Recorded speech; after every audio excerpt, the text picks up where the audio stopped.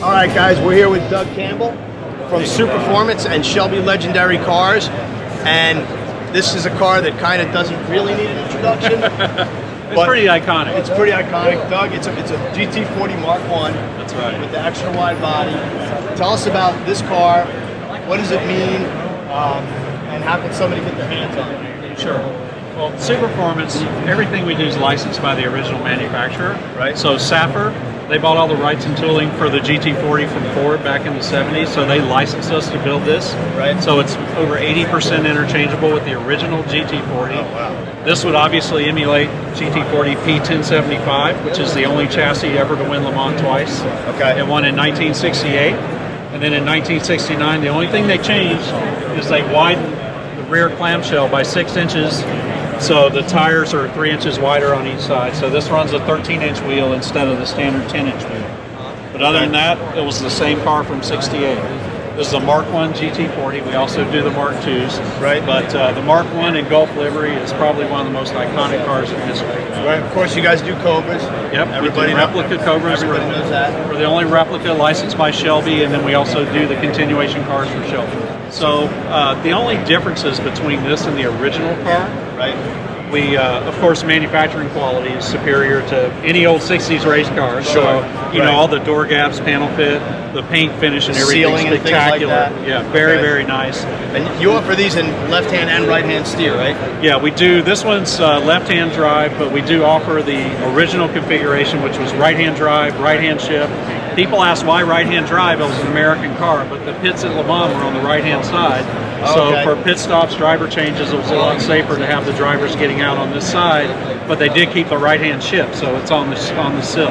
Okay, I actually drove George Huseman's right-hand steer, right-hand shift car many, many years ago with Webers, and that was really cool. Can we take a look at the engine? Yeah, let's do it.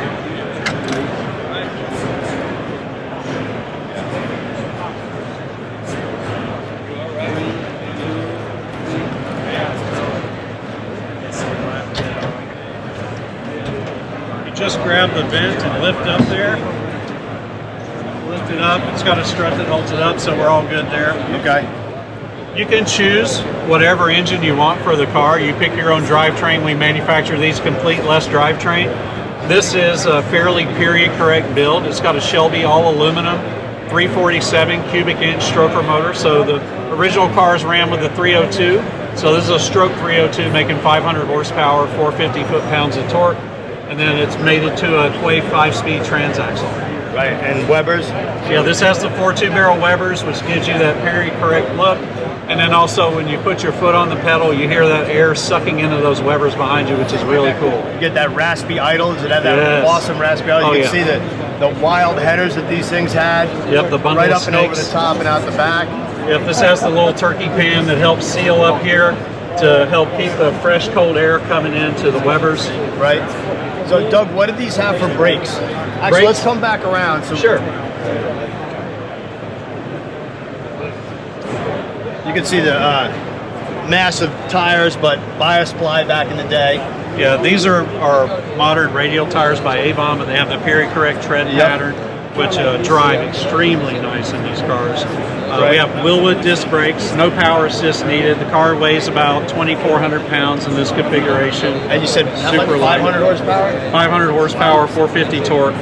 It'll get up and go. Oh, yeah. It's a legit 200-mile-an-hour car, depending on how you have it geared, but the aero is just as good as it was back in the 60s when they were running 217 or more down the Mulsanne straight. I've done that on Xbox, but the real thing is obviously a little different. Yeah. This thing's fantastic. We pop the door open, take a look inside? Yeah, for sure. This has the leather interior. We also do an Alcantara finish in here. We can do any mix of the two.